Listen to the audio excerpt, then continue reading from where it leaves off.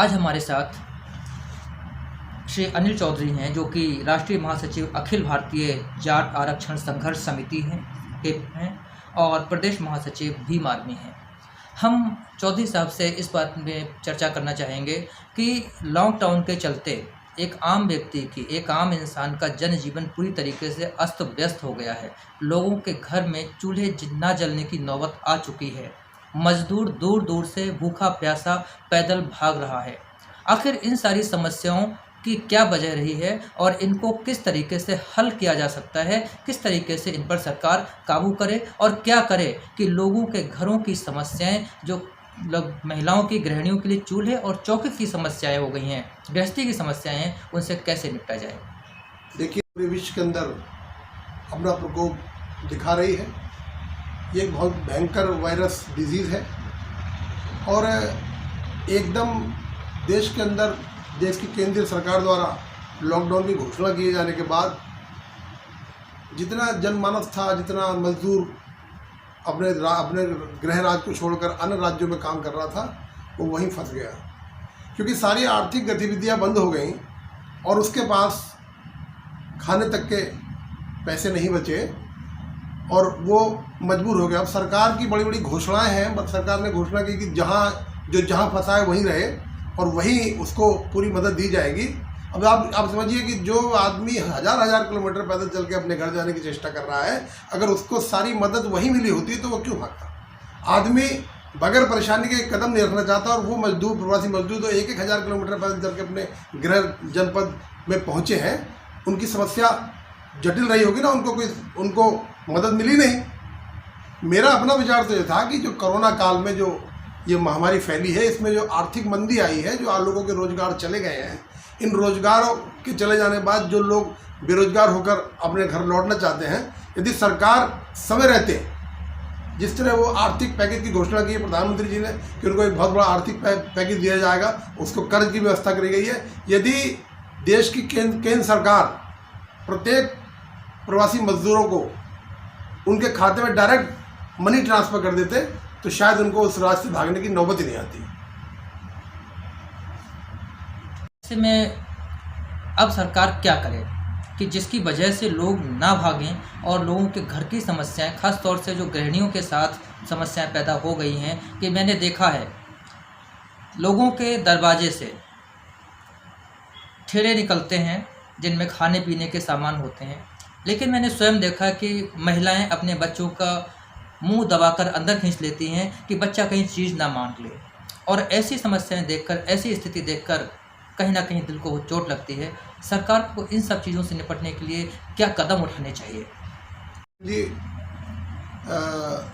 सरकार के पास मात्र एक यही उपाय है कि फ़िलहाल उस गरीब तबके के लोगों को, जो प्रवासी मजदूर अन्य जनपदों, अन्य स्टेट से यहाँ आए हैं, अपने घरों को आए हैं, उनके पास खाने के लिए ना अन्न है, ना उनके पास में पैसे हैं और वो भुखमरी के कगार पर पहुँचे हैं।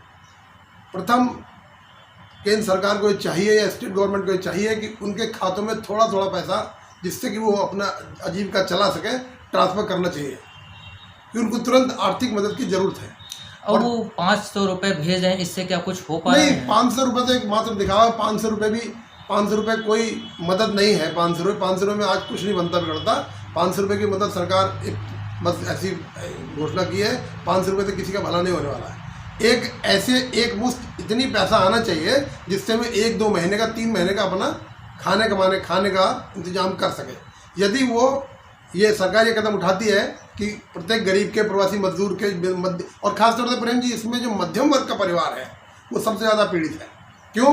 क्योंकि वो अपनी शान के पीछे ना तो डिब्बों की लाइन में लग सकता है, वो लाइन में लग के डिब्बे नहीं ले सकता किसी से, और घर में उसके बाद खाने को नहीं है। तो सबसे ज़्यादा इसमें कोरोना काल में जो परेशानी आई है वो मध्यम वर्ग के लोगों को आई है, जो अपनी झूठी शान में ना तो डिब्बे की लाइन में जा सकते हैं, राशन कार्ड उनके पास है नहीं, गरीबी में उनका नाम नहीं है, तो कैसे अपने घर का काम चलाएं। तो इसके लिए सबसे अच्छा उपाय है कि सरकार देर न करते हुए इन लोगों के खाते में इतना पैसा ट्रांसफर करे जिससे उनका 3 महीने का राशन, 3 महीने घर का खर्चा चल सके। तभी वो अपने घर में स्टे होम की बात करते हैं। सरकार कैसे स्टे होम कर जाएंगे लोग जब घर में खाने को उसके दाने नहीं है, खाने को अनाज नहीं है, बच्चे भूखे बिलक रहे हैं, तो वो अपने घर में कैसे रुक जाएगा? उसको तो कहीं ना कहीं जाना ही पड़ेगा काम करने के लिए। और अब जब वो मान लीजिए बम्बई से मजदूर आए हैं, प्रवासी मजदूर आए हैं, और वो यहाँ आके जब उनको खाने को नहीं मिलेगा, काम करने जाएंगे, तो जहाँ भी जाएंगे अगर वो संक्रमित है तो वायरस फैलेगा। एक नई समस्या सरकार के सामने खड़ी होगी। एक सवाल और था कि जो सरकारी शराब की दुकानें खोल दी गई हैं, क्या ये इस दौर में उचित था जब लोगों के घर में खुद ही पहले से पैसा बहुत कम है? अब लोग जो पीने के आदी हैं वो घर में जो भी रहा बचा है उसको भी सरकार शराब पे खर्च कर देंगे। देखिए, एक तरफ देश के आर्थिक मंदी का सवाल है, दूसरी तरफ उस आर्थिक मंदी का प्रभाव जिन लोगों पर पड़ा है उनके जीवन का भी प्रश्न है। आपने बहुत अच्छा क्वेश्चन किया प्रेम जी, कि जो इस काल में जहाँ जब पैसे नहीं है, कहीं भी लोगों के पास में देखने को पैसा नहीं मिल रहा है, घर में खाने के लिए अनाज नहीं है, और शराब की दुकान खोल देने, मैं तो मानता नहीं, मेरे समझ से ठीक किया सरकार ने, ठीक नहीं किया। एक और बात थी कि मैं लगातार देखता हूँ कि हर चौराहे पर खासतौर से जो ग्रामीण क्षेत्र के लोग हैं उनको पुलिस रोक के फटाफट चालान काटती है। क्या ये उचित है इस दौर में? नहीं, उचित नहीं है बिल्कुल, क्योंकि मैं ये देखता हूँ कि मेरे ख्याल से प्रत्येक जनपद के पुलिस अधीक्षक को ये टारगेट दिया गया है कि आपको प्रतिदिन 4 या 5 लाख रुपए के चालान करने हैं। वो छोटी छोटी बातों में चालान, अब देखिए जो पुराने स्कूटर है, पुरानी बाइक है, कौन उसके पोल्यूशन करा रहा है? पोल्यूशन लोग रखते ही नहीं है। उस पर 2800 रुपये का चालान है। 2800 रुपये कहाँ से देगा वो आदमी? जब आदमी के खाने के लाले पड़े हुए हैं तो 2800 रुपये चालान एक आम गरीब आदमी कहाँ से वहन कर पाएगा? गलत है ये। इसको इस समय उत्पीड़न नहीं होना चाहिए जनता का, इसको समझाया जाए। उसके लिए मेन सबसे अच्छा उपाय यही है कि जब उसके खाते में इतना पैसा होगा कि वो अपने घर का 3 महीने का खर्चा चला सकेगा, तो घर से बगैर मुझे जाएगा ही नहीं।